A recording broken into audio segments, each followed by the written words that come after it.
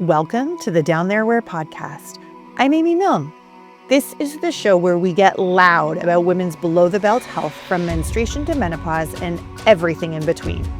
So many women continue to silently endure issues like endometriosis, PCOS, menstrual disorders, and menopause-related challenges without the proper support. We're done with the whispers. We're here to break the taboos, share the stories, and have the conversations no matter how uncomfortable. Whether you're dealing with your own health journey, supporting someone who is, or just ready to join the movement, you're in the right place. Let's get loud.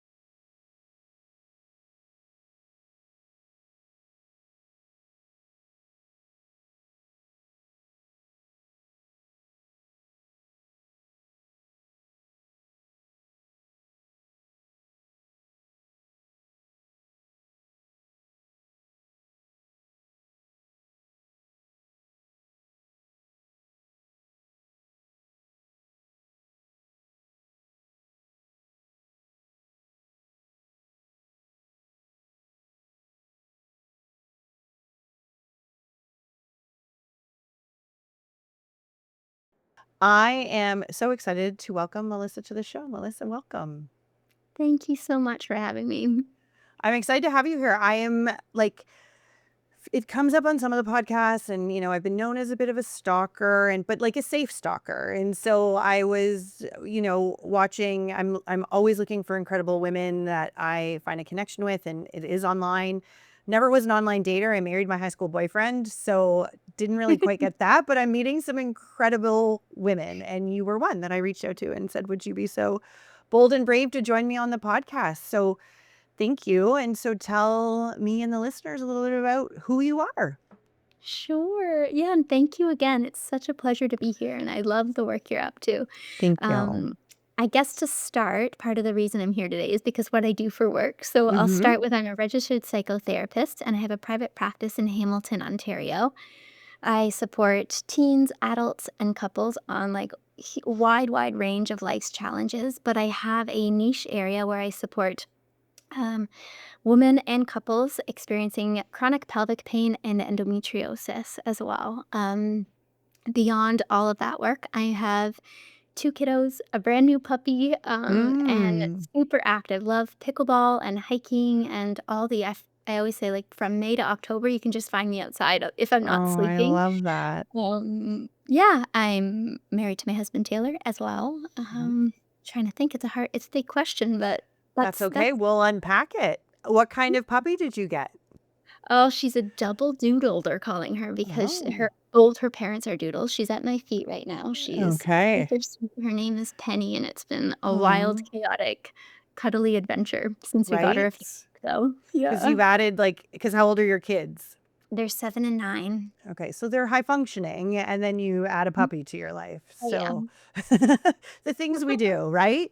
Um, Okay, tell me about so tell me how did you get into psychotherapy? Because we were chatting a little bit before we pressed record and you didn't start there. So tell me a bit about your journey there. So I was one of those people that I've never known what I wanted to do going into university. It was sort of like throwing spaghetti and seeing what sticks. So I had like a really broad communications, global studies background, and then I went into corporate events. I told you Mm-hmm. I was in the not for profit world, and then I went to corporate and worked at a company that promoted and supported women getting into executive roles and helping diversify Canada's boards. Mm. So I've always been somebody who wants to align my work to things I'm passionate about. Happen to be organized. The events world just sort of like naturally drew on my strengths, but Mm-hmm. the corporate hours, the high pressure of events, was tough too. I think like Mm-hmm. tough. Now I know it's tough Mm-hmm. on my nervous system. I wouldn't have had those words Mm-hmm. in my early 20s or late 20s. And so then I actually shifted to working for Lululemon, and all throughout that, it was all like I was in people leadership at the same time and mentorship, and it was always the people, like the connection, the having conversations about their growth, cultures, like the systems that we work in, was always what lit me up or fired me up. And Mm-hmm. so working at Lululemon was sort of this like stretch of what would it be like to work for a system that sort of like promotes personal growth and blends this corporate and personal, like getting to be the same person in your personal life and your work world was such a foreign Mm. concept at the time. And then Mm-hmm. um, I had two young kids at the time in 2020, and pandemic came around and just like Mm-hmm. offered this standstill. And I was like, okay, I think I got to make a big change here. And I knew my kids were going to be in daycare and thinking ahead to school hours and corporate world. And I just like I knew my own priorities. I was like, there has to be a way where it feels balanced and I feel like I'm spending the time I want to. And so then Mm-hmm. um, feel very privileged and lucky to be able to do so. But I just stepped away from work to complete my master's of psychology and counseling. Well, I could be home with my kids. Oh. Not an easy feat. Think I didn't No. quite realize what that was going to take. But then after 3 years, um, I worked a lot more actually in family and child therapy. As a Mm-hmm. young parent, it felt like the most natural, and I still love that work, especially working with parents. And eventually opened my private practice when I was fully licensed. And yeah, it is. I adore the work. I love everything about Mm. it. It challenges me.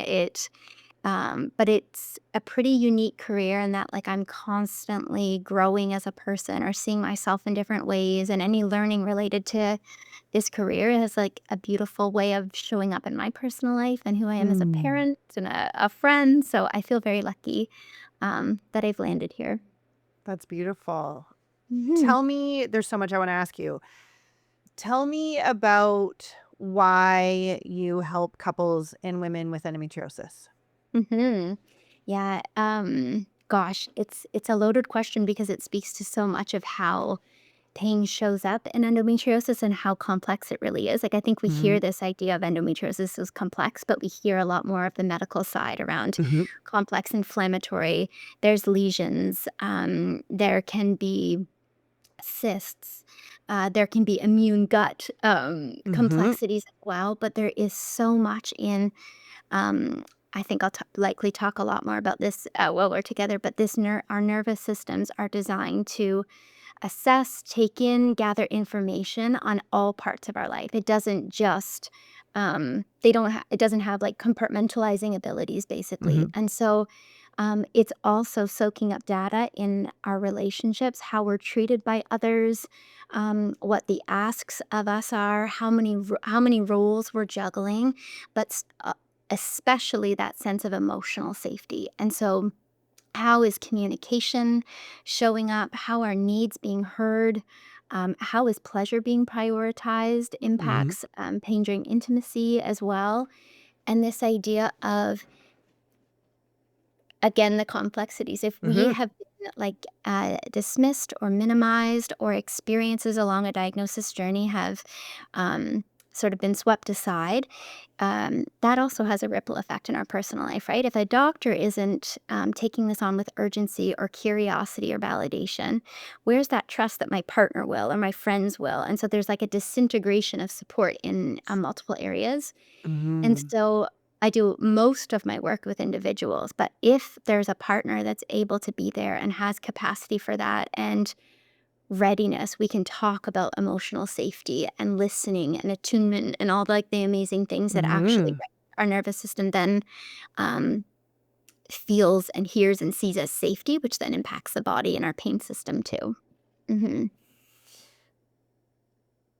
I wish you were around when I was younger. Like I'm like emotionally caught up in everything that you just said because there's so much that I don't even think I knew until I started really diving into this work in terms of meeting people like you and understanding other people's stories. And, before we press record, like we were chatting, like I thought, well, I was the only one in my group of friends who had anything like this. And I was lucky, I probably chose right, but that, my partner supported the pain journey in which I was on. However, I've realized as I'm experiencing this in a different way now, how much I didn't share. And I'm not living in like that re-injury world of like making stuff up or did I feel, but it's like the Yeah. nervous system but these are the questions you have in your head, right? In terms of like, I'm sure you hear this when you're talking, but like, did I make it up? Was it real? Was I in more pain than I thought I was? Maybe I wasn't in a lot of pain. Like these are all the things. And so Yeah. it's actually, I find I'm going through more now of like actually processing what happened to me for the first, like for those last 30 years of my life. And it's, it's very weird. It's Mhm. because I don't have the words to describe it other than it's super weird.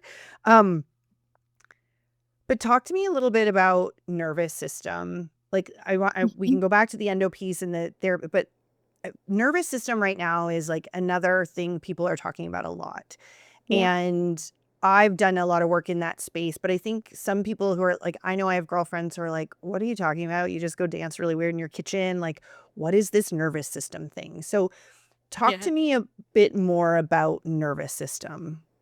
For sure. Oh, I love that. And you're so right. Nervous system is having a moment. I feel like there's all Mm-hmm. these things on social media of like, just Yeah. shake or just Yeah. just dance yourself. Yeah, exactly. But what a good, yeah, what a good point. Yeah. So our nervous system and our brain are the key components of how our bodies generate pain and Mm. sensation. And I always add that word. Um, Ultimately, sensation are like, okay, let me Mm-hmm. rewind a little bit. I'm getting excited about this, but this idea of if so our nervous system runs into every single part of our body, and Mm-hmm. there's these little nociceptors, they're called, little detectors that sense temperature, pressure, mechanical changes. So if we're in the pain world, I'll describe that first, and then Mm-hmm. I'll talk a little bit more about nervous system and things like anxiety or Mm-hmm. sensation. If we noticed a pressure or an inflammation, or let's say we just bump our hand really hard, Mm-hmm. then sensation goes up to the brain first. The brain takes on, okay, what does this mean? What do I need to know about this? And then the brain is sending down signals, and that's what's generating the pain. It isn't actually coming from our hand that's hurt, Mm. or let's say in our pelvis. Mm-hmm. It's our pelvis isn't actually generating the pain. Our brain is taking on a huge role, basically translating and understanding it, and then sending out a protective sensation so we can do something about it. Mm. And so, Mm.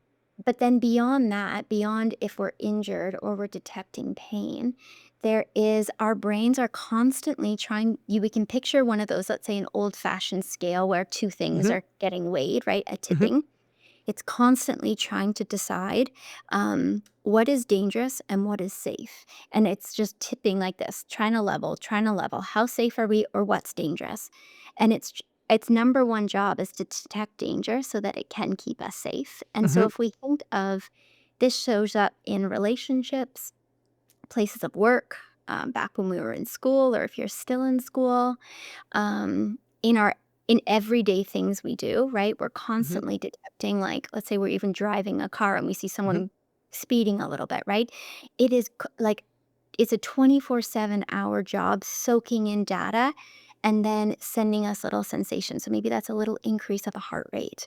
Mm-hmm. Or if we're in a peak season of life, I don't know about you, but June with young kids is like, ah, Yeah, we're I've got the older getting kids, but I'm like, I've got a kid graduating and turning 18. I'm like, there. what is happening? Yeah. Yes, so like June, Yeah. maybe it's just you're required to overfunction in a way, right? Hold Mm. more than we feel is capacity. And so maybe some bodies might show that as a knot in the stomach or a bit of guarding or tightness.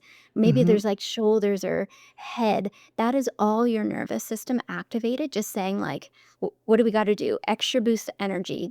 We're online, basically. Does that help Hmm. answer? Do Yeah. you want me to revisit anything? No, no, I love that. And I always think it's so interesting as I'm learning more and getting deeper into it is that it's our it's our brains. Like I was just like, as you're speaking, I'm thinking about, like when you burn your tongue, when you have tea and it hurts for a little bit and then it goes away. It's like, so why did it hurt in that moment and then doesn't, like, pain is so interesting because like it hurts in that moment, but Mm-hmm. then it doesn't hurt anymore.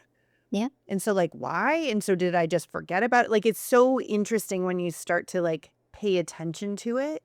Mhm. Because then what I would ask is so those are the moments where we, that immediate pain, but then talk to me more about what stays in our system. Like when our nervous system, like when we're talking, like when I'm like, we can revisit the pain that we felt, or like I'll use my own personal experience as an example that might be helpful. So I no longer have a uterus, had a hysterectomy, and oddly enough, intercourse became painful again.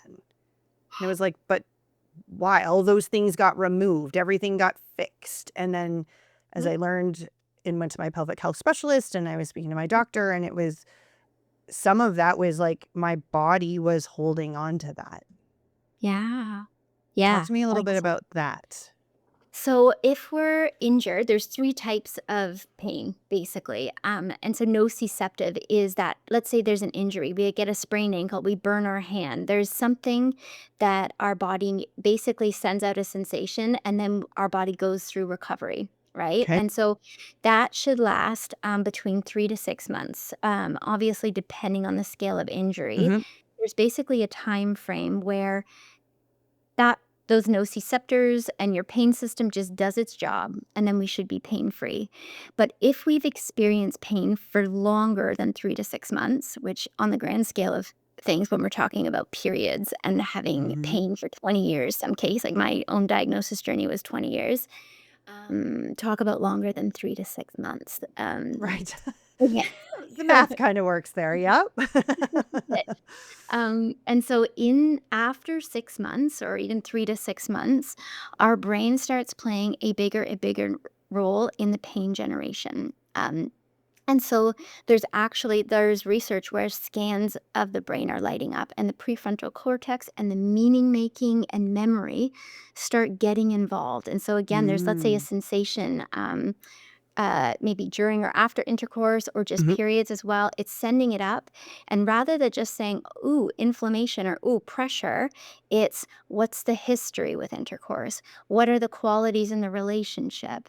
What do I know Mm. about how bad this could get, or what it starts interfering with in my life? Am I going to have to start communicating things to my partner? How might Mhm. they listen? And then that's what's sending down also. Um, that's what's also helping make the pain sensation. And so in Hmm. your story and in so many others, right? Even let's say after an excision surgery or Mhm. um, let's say obviously hormonal or pain meds, they're not tapping into that process, right? They're Mhm. just targeting the structural component. Mm. And so that doesn't that make sense that pain would still stay because it's taking in memory and Right. experience and all these things that are like um, that have happened rather than something we can just like tweak with a medication. Right. Hmm. Yeah, and then so do we just shake to get rid of it? What do we do? Oh, what do we do? Yeah, there's so gosh, that is the question. I guess I can Right. talk a little bit about how I support a client, and I can also Mhm. share a little bit about my personal as well. I Please. think first is just understanding that with endometriosis and chronic pelvic pain, that this neuroplastic pain or this chronic pain experience is a piece of it. And even just Mm. knowing that, um, starts to shift our understanding of what's it like when discomfort shows up or when Mm. pain shows up. And so oftentimes when we are diagnosed or we're given the words endometriosis, it's like, well, there's no cure. You can go with surgery, you can try hormonals, but you're going to have this, right? This is Mhm. just it's complex, and And here it is. Good luck. But imagine the messaging was actually, no, wait, there is a piece that we're not quite there on research yet in terms of having a cure, but we know there's this chronic pain experience, and there are so many tools that we can do, right? Because Mm. chronic pain, let's say it's chronic back pain, chronic neck pain, chronic migraines, fibromyalgia, like full body pains. Mhm. Those tools are out there, but because for me, this is my understanding of it, like the Mhm. research gaps, and this is women only, right? It's like we're behind the scene on, wait, but this is chronic pain. I don't, Mhm. as I say that too, like, did that feel like a part of your explanation of it? This idea of, wait, you're dealing with chronic pain? It was it was never explained it was never explained to me that way in the times of when I was being diagnosed with it, but as I've Mhm. learned about it, I'm like, I did live in chronic pain, and Mhm. whether it was the 3 weeks a month that I was menstruating or the times when I wasn't menstruating and I was still in pain, and just, like, leg cramps and, like, just my whole body when I truly go back to owning my full story instead of just trying to, like, get through life and Mhm. understanding all of it so I can get it out of my nervous system and I can feel better and stronger. Yeah. The amount of pain I lived in for so long Mhm. is mind-numbing to me, and I Yeah. didn't even think of it as a chronic pain, Yeah. anything other than, like, I'm popping Advils or whatever other drugs you can give me, like, it was crazy. Like, it's nuts to me how much of my life I lived and managed pain. Yeah. It's Oh, crazy. it is, and it just that it's such a huge piece of it, and I really struggle to understand why is that gap so huge? Even just I that know. messaging of like, and I see it as a chronic pain experience kind of put on top of, let's say, lesions or Mhm. however that endometriosis shows up in the person, because Mhm. we know it can show up in so many different Mhm. areas of the body or ovaries, or for me, I also have adenomyosis, so it's Mhm. like in the uterus, but I was able to Mm. get pregnant. So, anyways, I want to come back to your question of like, what do Mhm. we do? So, the first part, and this is often why it can be so powerful to work with a therapist or work with a Mhm.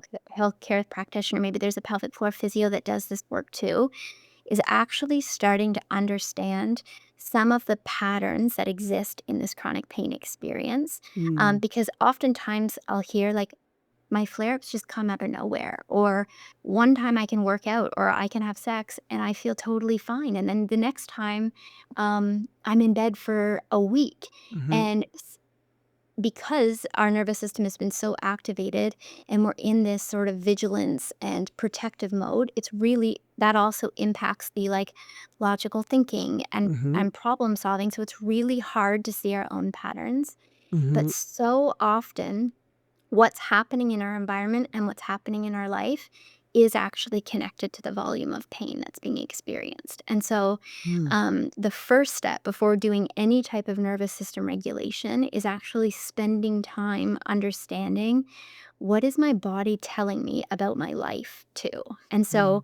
if there's, let's say, I'm working overtime or I have workplace cultures that feel incredibly difficult or Mhm. relationship conflict or based on my upbringing, and these are science-backed Mhm. personality traits that, like often lead to chronic pain, people-pleasing tendencies, perfectionism, conscientiousness, this idea of like I'm over functioning, I'm Mm. caring for others, I'm caring more.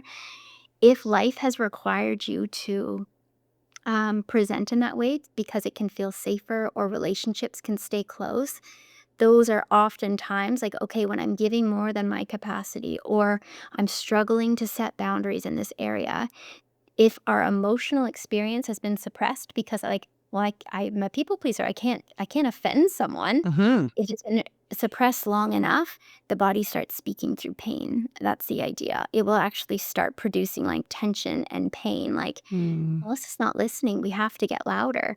And then Right. what happens is oftentimes, oh my gosh, I don't have to go to that event, not because I want to just say no. I have Oh. plans. I have a reason.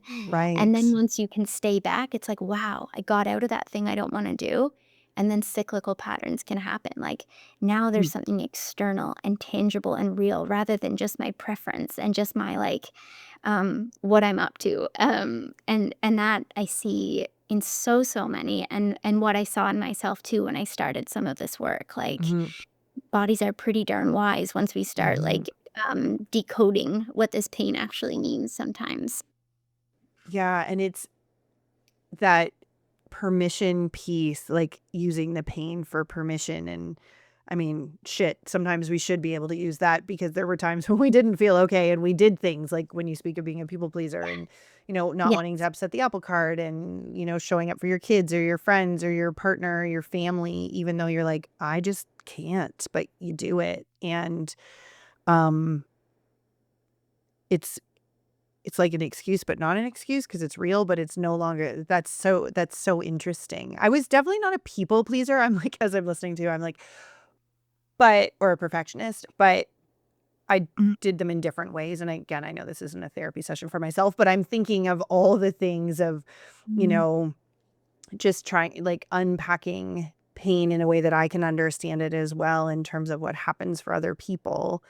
Um, but using that external, being able to, because also when you've been told, I would think, when you've been told for so long that when you're actually in pain and you're actually being told you're not in pain, like Yeah. that's got to mess with the nervous system. Because like immediately you're like, but I hurt. But you get like, this was always my thing is like, I know I'm physically in pain right now. And because I couldn't show anyone, you don't look sick, you don't sound sick, like, am I really in pain? Like, that's the whole like mind body mix with all of this in terms of like, is it real? Hi, everyone. It's Melissa here. When I listened to this recording, I realized in this next section, I say the totally wrong word than I meant to. So I wanted to pop in to just clarify what I meant. I'm about to say this doesn't make your pain any more real when I talk about how our environment impacts our pain. But what I meant to say was this doesn't make your pain any less real. To be absolutely clear, all pain is real. Whether pain is primarily driven by ongoing tissue changes, nervous system sensitization, or our brain's interpretation of signals from the body and the environment, our experience of pain is always real and valid.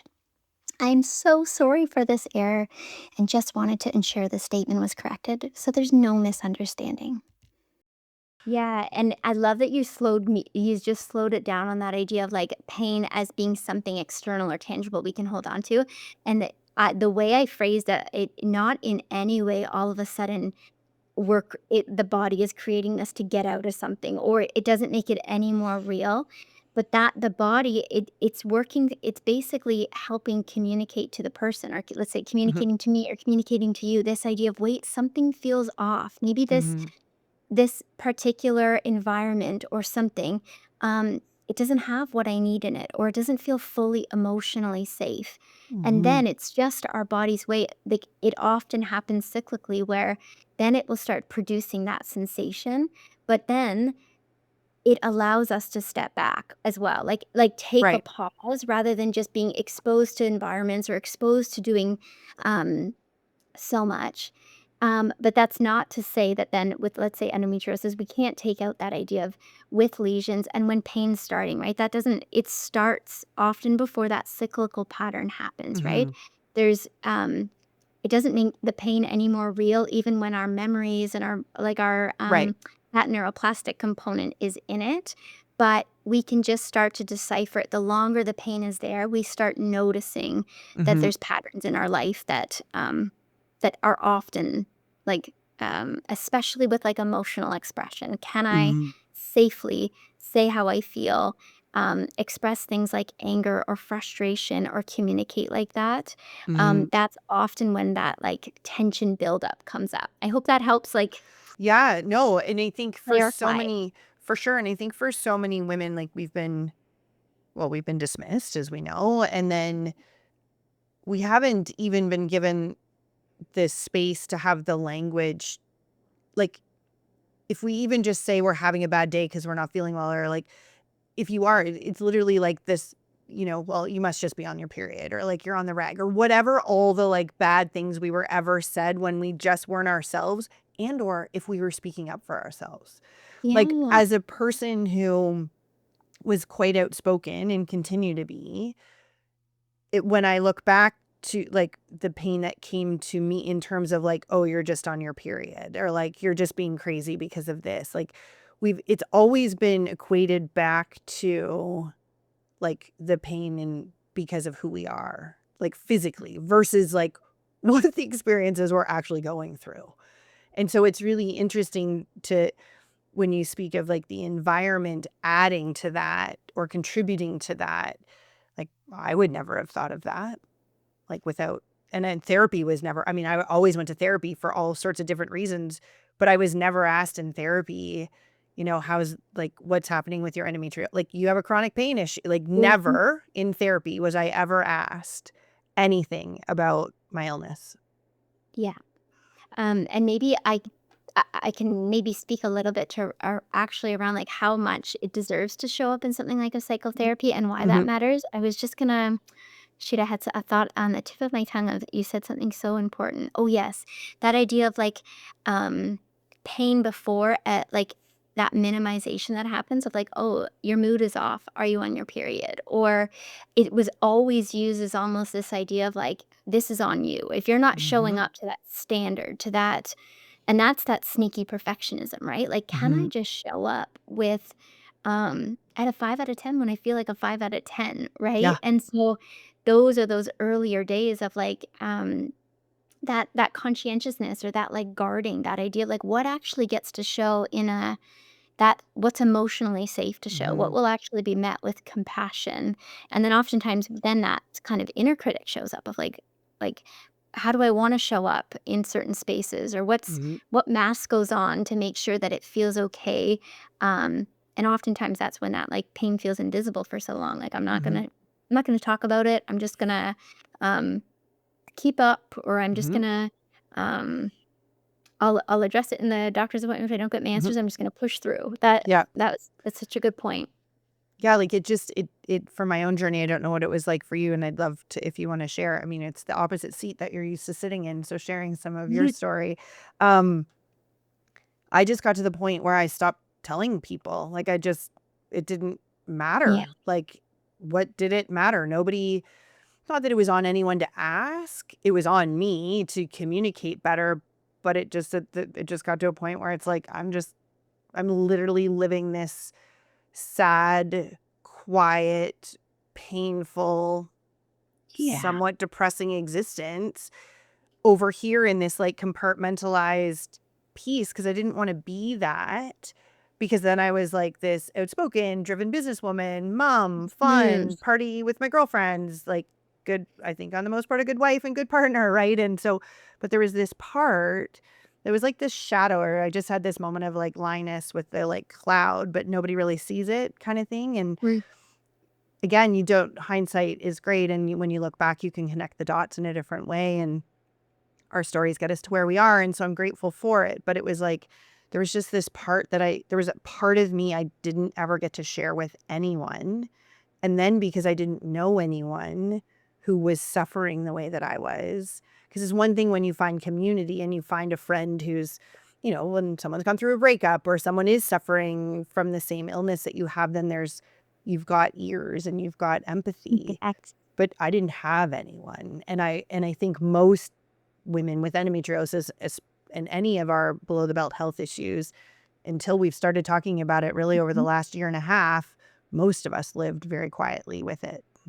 Oh, for sure. And I don't think that's a simple choice. I think I share that as well. And I sometimes like to tell this story of like, for me, I had four, no, maybe 5 or 6 unexplained emergency room visits where it would seem like my Okay. appendix or like Mm.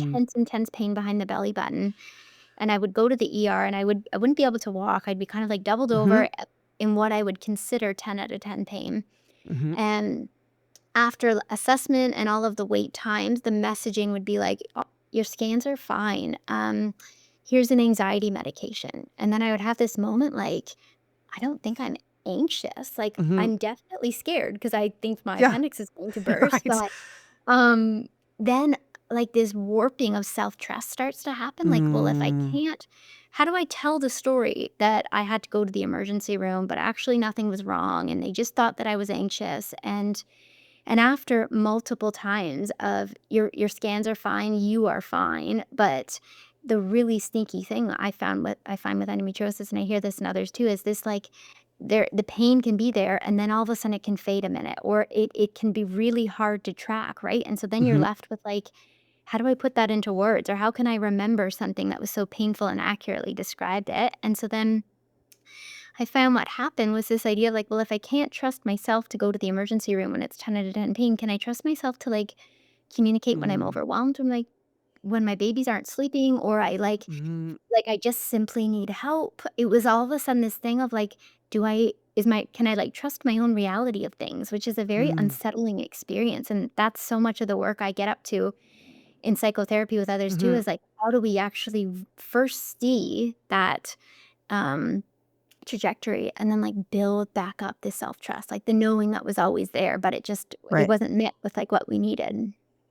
Right, and it's funny when you say not funny, but when you say 10 out of 10 pain, I always found, and I don't know if this happened for you, but I always felt that, like, every time I went back to the emergency room or every time it was right before surgery or whatever, what was 10 out of 10 when I was truly living in, like, before I had been told otherwise, became a 8, a Yeah. 7, a 4. Oh, it's not Yeah. that bad. Like, when I think of the Mm. pain that I felt in my life, even after my hysterectomy, I'm like, "Do I need pain meds? Do I not need is it painful?" And luckily, my husband was always like, "Aim, if you even have to question it, do something to help yourself. Like, Yeah. if you're questioning it right now, take take the pill, take the nap, do the thing. Like, the minute you're questioning it, do something about it." Oh. And that was very helpful because I didn't even know how to help myself anymore because the self-doubt, as you so Mhm. eloquently play like, yeah, you're kinda like, "Is it?" Yeah, that is the medical gaslighting. Like, I think Yeah, that's what we're talking about, right? And yeah, I 100%. think there's like a very long healing journey in that, because even still, Mhm, if my let's say just simply not feeling well, or I have kind of this waiting period of like, am I overreacting? Am I thinking too mhm. much of it? And I have to be with myself in that and kind of like work through it. But there's some pretty lasting impacts of that happening over years for sure. For sure, and I feel for the women, and I'm so grateful we get to have these conversations and that they're happening Mhm. because you and I are clearly we've done a lot of the work, and, I mean, you've sought out so much work that you now do the work for others, and I Mhm. guess I do too in my own little way, Mm. and and we're doing that, and we've done that where others still haven't, and so, like, that's my hope is that we can continue, and not even a hope, it's like, let's keep going because we shouldn't be living alone, and we shouldn't be doubting ourselves, and we weren't wrong, and, you know, we deserve to be heard, not so much on the outside, but I have found it's like it's and even to what you just said is, like, deserving to hear ourselves, and Mhm. to your point of, like, coming back to that self-trust, and it's amazing when I look at, again, connecting the dots in times of where I didn't and I second guess myself and I might have left myself in a friendship or a relationship or a job or a situation a little bit longer, even Mhm. though when we talk about the gut and the nervous system and the knowing, you Mhm. stay a little bit longer because that was taken from us, Yeah. which Yeah. is crazy. Mhm. Mhm. And I guess because now I'm remembering too, I have like beautiful points, and I couldn't Mhm, agree more. This idea of like, what do we do too?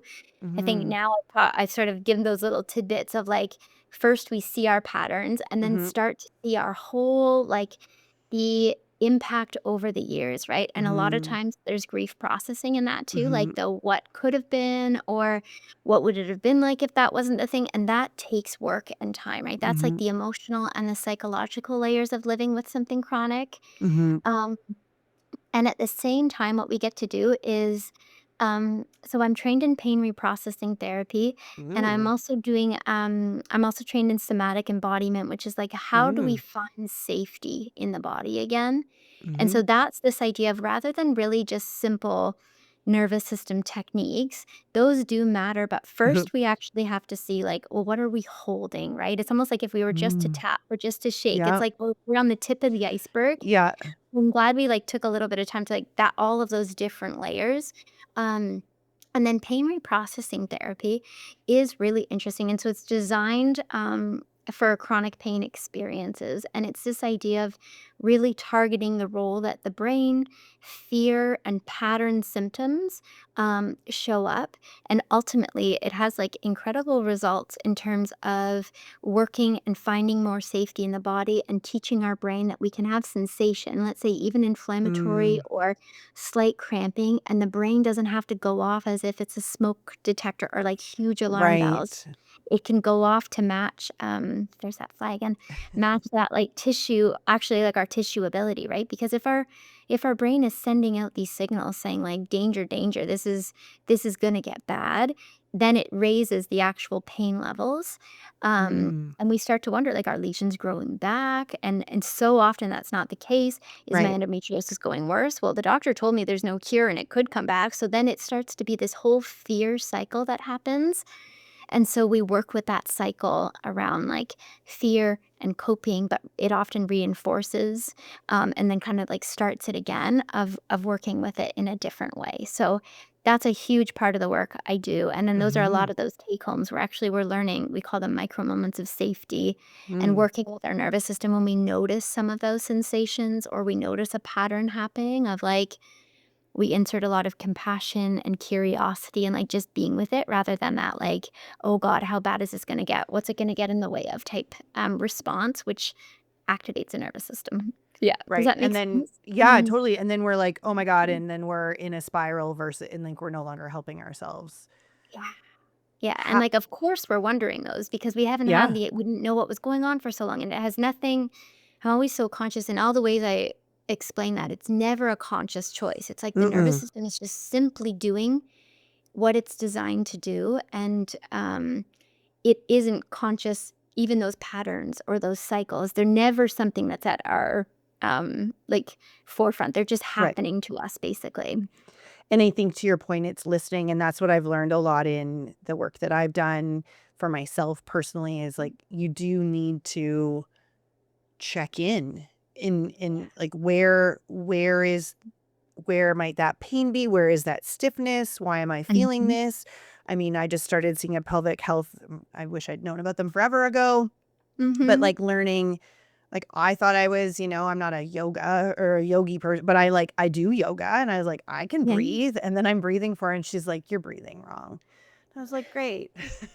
But all of a sudden now I'm Kegling wrong. I'm breathing wrong, whatever. I'll do the homework. Like I'm in. But it was, but learning to breathe differently Mhm. and having someone sit with me to do that Yeah. was life changing Yeah. because I can feel now when I'm breathing short because whether it's menopause or the things or anxiety or excitement, like it's also sitting with like, am I excited about something? Am I anxious about something? But just even to allow ourselves, and I don't know that a lot of us have had that learning yet to even ask ourselves that, like to your point of like sitting with the sensations and am I just breathing heavy because I'm really excited that like maybe later I'll get an ice cream versus like, oh my God, work's overwhelming because there's similar feelings in our bodies. Yes. And if for the listeners being like, would this apply to me or would it not? One kind of telltale, the idea of your body needing more checkpoints and slowing down is if they find themselves going through a boom bust cycle, like there's a sense of like I'm living on borrowed time because I don't know when the next flare up will be, Mm, or I don't know when pain will show up. And so there can be this really popular tendency to like, I'm going to override little early signals that I need to rest, or I'm going to reach mm, beyond I'm going to go to all the kids' things. I'm going to show up for work. I don't want to miss out on anything. But then you have a crash, which is the bust. So perhaps that's a mhm, really big flare up, or I'm feeling depleted or or just like withdrawn or like that crash feeling. Mm-hmm. That's the idea of we've sort of been hardwired to override early signals. And again, Mm-hmm. it's not a conscious choice, but there can be like a mind-body disconnect where it's like, it's not an option. I want to show up. And half the time there are things we really want to do, like the kids' Mm-hmm. events or the Yeah. you don't have kids, the fun stuff, like showing Yeah. up for friends or anything. So yeah, we call that the boom bust cycle, basically. Mm. That's wild. I was thinking it's funny when you say like just the listening, and I spoke to a guest this morning, and she was like, one of the things you can start doing for yourself is just when you have to go pee. Yeah. And I was like, wow, there we go. Like, how many times do we as women Yes. go? And again, you take us all the way back to school when we would have the urge to need to go to the bathroom, and our teachers would tell us, wait. Yeah. Yeah. Like, and it's again, when I'm back in this work and like thinking about all the kids and experiences and stuff, and I'm like, and now I think of like the young girls who might be bleeding in their pants or needing to change their tampon or whatever. And the thing you Mhm. asked is to go to the bathroom. And then you have a teacher who tells you you have to wait. It's like, how about we just stop telling people they need to wait to go to the bathroom? Because my whole thing, like as a child and youth worker, I always was like, if a kid is telling me something bad is happening at home, and it is, then I need to pay attention. If someone is telling me something bad is happening at home and it isn't, I still need to pay attention. Because Mhm. neither one of those is a good thing. And so my whole thing is like, if you need to go to the bathroom, whether you just need a minute because you Yeah. need to leave the room, or it's too much or whatever, or you actually need to go to the bathroom, let them go to the Yeah. bathroom. Like, it's just, it's crazy, some of the conditioning and things that we've done. And, and I do add that extra layer for those of us who are female and thinking of our young girls out there who are, getting their periods sooner and needing to go to the washroom for like, I just think it's bizarre. I don't mean to get on the whole bathroom thing, but I just think it's like, Well, it's hey. one of those very simple things that we're actually taught to doubt so early on with our Yeah. bodies from a Yeah. sensation point of view. Truly. Like, Override, yeah, doubt, past. right. You can muster Yeah. through it to the point of pain sometimes, right? Like we've all done it. Like we've all, some of us maybe drank way too much water for their first ultrasound. So I've experienced that, but like whatever, that's a personal thing. I could have done what the doctor told me. I wanted to overachieve. Yes. Right? But so in the work that you do now, do you believe you do it because of the experiences you had? Like, I know you spoke of human experience and wanting to help people. Do you think what you went through has really impacted to where you are today?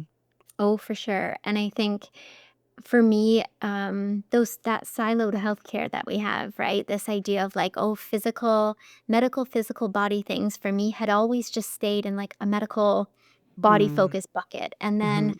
I saw therapy and like emotional psychological care as like, okay, my feelings, my thoughts, my past experiences, relationships. And so Mhm. even as I became a therapist, and I had already been like had my private practice and a fully licensed therapist, still trying to navigate my own healthcare, and Mm. I didn't think to bring them up in my own therapy, or Right. even it was almost like they're just a blind spot. It's like, well, that just simply lives here. There's no Mhm. answers, but I'll focus in on this. And it wasn't until first I got the diagnosis, like the language to understand what was happening. But that opened up like a whole new area for me to process and explore. And yes, I think my lived experience navigating Canadian healthcare systems, delayed diagnosis, but then mostly just even like in my work, understanding like, well, what is that? Now that we look back, what is the Mhm. impact? How can we put words? Just like you were saying, like all the Yeah. things that now we can see once we've been in them. And then my training and my approach is trauma informed. I work within systems, like the idea of like healing doesn't happen in isolation, right? And so I'm Mhm. considering the whole picture.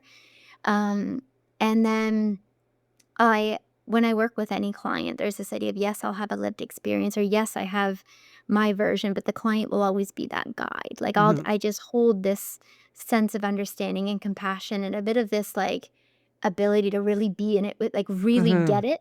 Mhm. But then no, like everybody's childhood lived experience version of pain that Hmm. gets to show up exactly like so As it is. uniquely as Yeah, well. Mhm. for sure. You shared that it took 20 years to be diagnosed. So Mhm. what did that look like? Because you, like me, were able to have children. So if you Mhm. share a little bit more about that. Yeah, well, I guess with what I know about pain, it makes sense to start, but like so as young as Hmm. 7 and 8, I grew up as a competitive gymnast and then competitive high diver actually. And so pain What?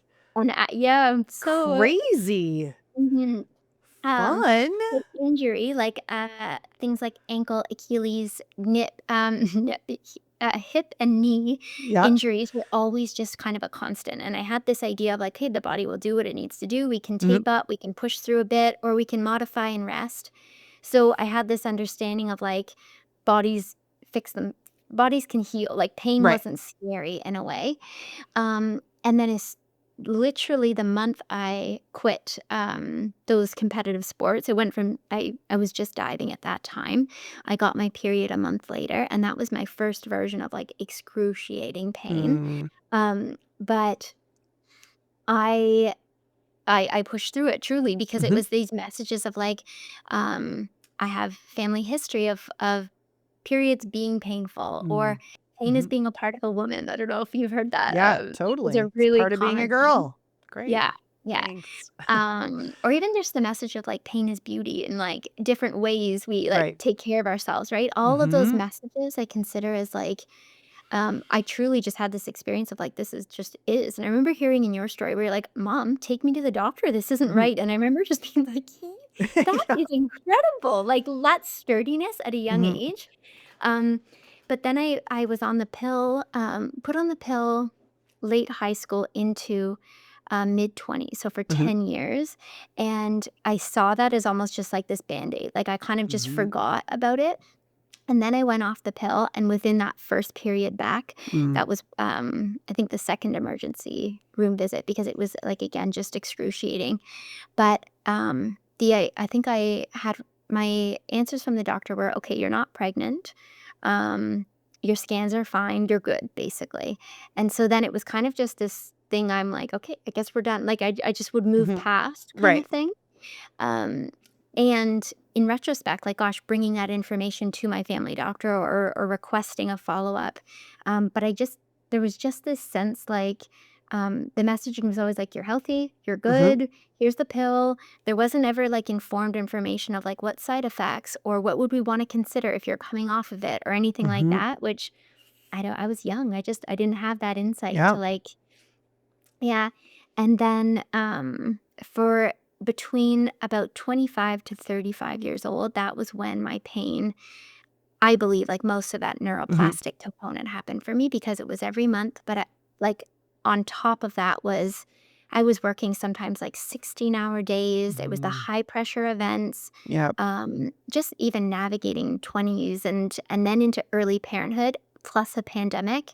My Mhm. pain went from like period related and cycle related to truly all over the body. Like I would have full Wow. neck, back, like seizes as Mhm. well.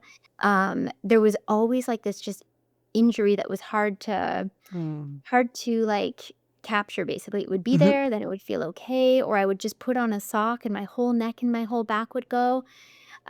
And so I just would always go to like physiotherapy or massages and then kind of just I really think it was kind of like this is just something I'm dealing with. Like there Right. wasn't I was and an then athlete. I like all these things that you can reason why you would be in yeah. so much pain.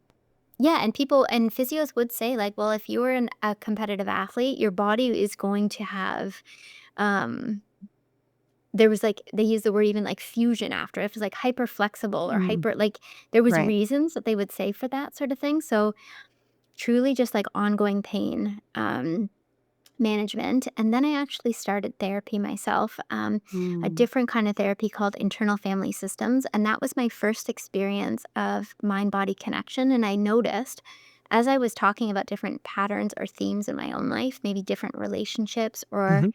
the idea of boundaries or over functioning, the way internal family systems works is it's more mindful, and you notice different parts of your body kind of holding this experience. And I would Mm. notice things like my whole pelvic, like it would feel like a belt around for me, Okay. or even my back or my neck as well would start to show up in this work. And as I moved through sort of that like trauma processing and healing piece, all of a sudden the pain would sustainably like leave as well.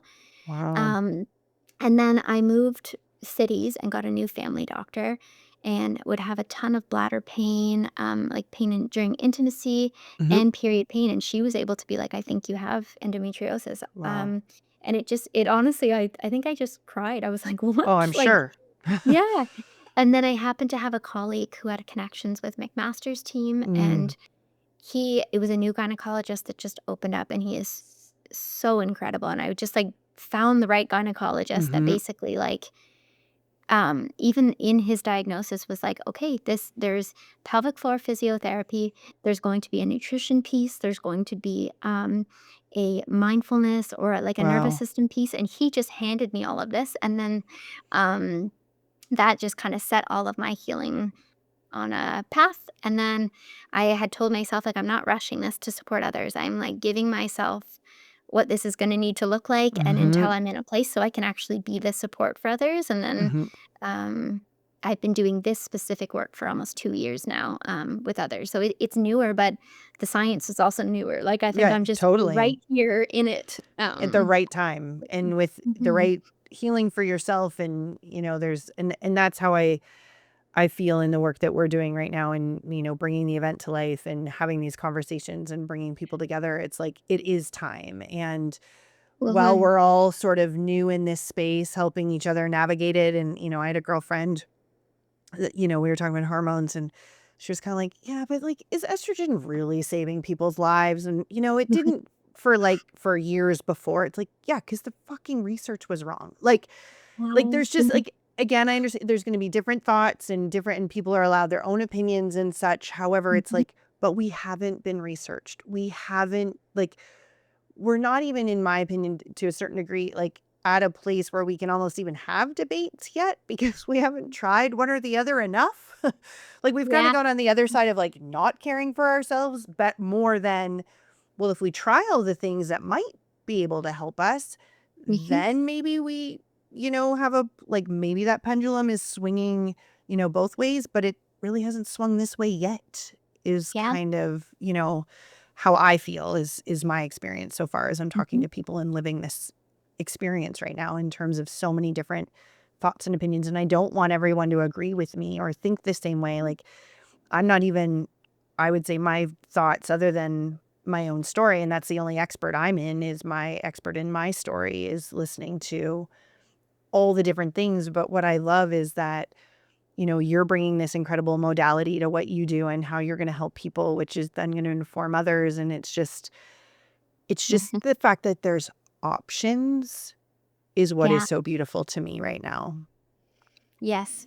Yeah, and then it's, I guess, finding the options, coming Yep. across them, seeing what works, what's gonna be Yep. that right order, and I'm, Yep. like, very much, yeah, and it sounds like you're the same, just the way you described all the different ones, like, one is not better than the other, and Mm-mm. collaborative care, and led by, like, what's most important by the person, and what would be Mm-hmm. most valuable, and even readiness, like, what is my Mm-hmm. system ready to try on Yeah, right now?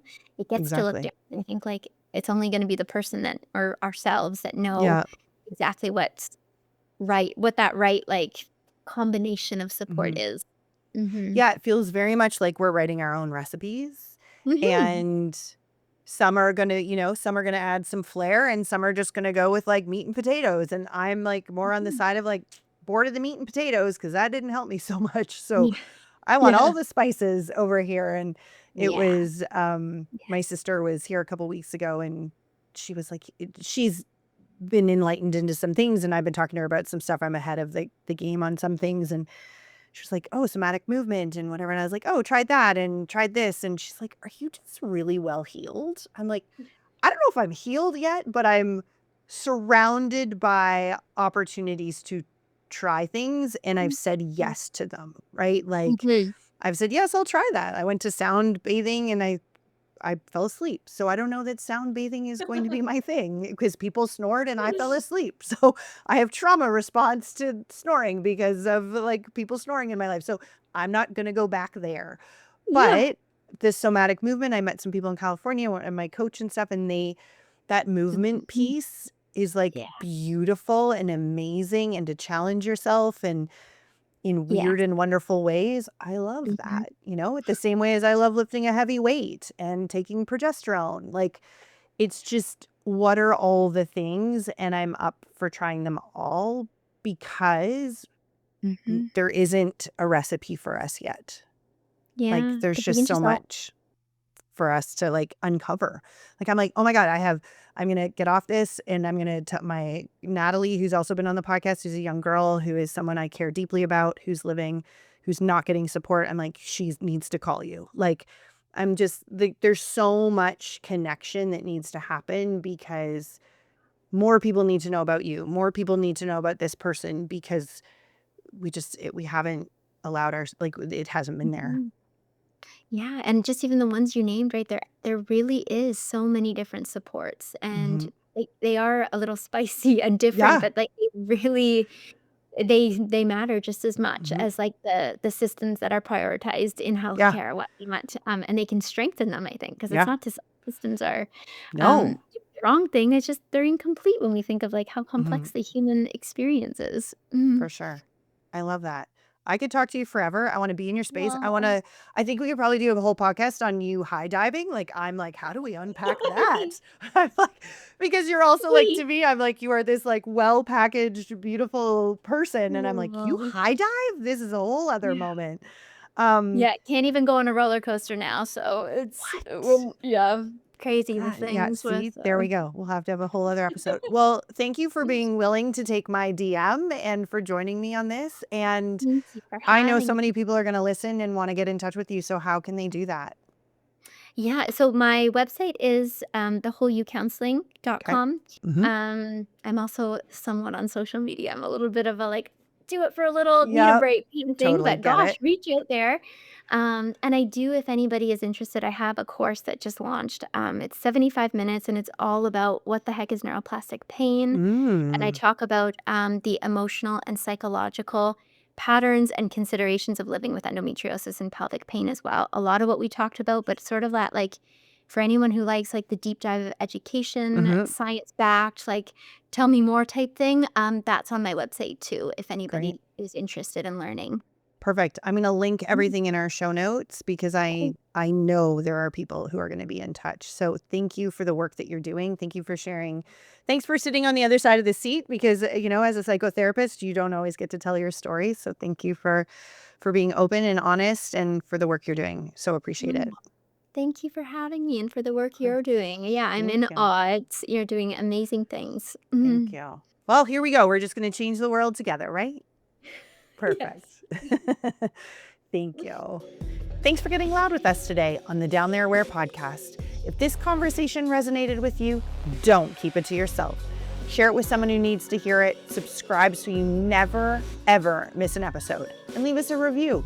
It would help us reach more women who've been told to suffer in silence. And here's the thing, awareness isn't enough. We need action, we need funding, we need change. That's where the Down There Affair comes in. We're a global peer-to-peer fundraising movement putting menstrual health center stage, from menstruation to menopause and everything in between. Diseases affecting men receive twice the funding of those affecting women. Only 11% of research dollars go to women's health. We're here to change that. Visit downtherewhere.org to register for our next walk, start fundraising, or join the movement. We can't do this alone. Oh, and follow us on social at the Down There Affair, because this conversation doesn't stop when the episode ends. Whether you're dealing with your own health journey, supporting someone who is, or ready to demand the care we all deserve, you're in the right place.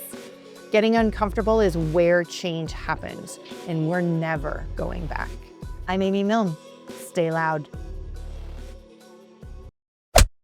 Oh, that was binge-worthy.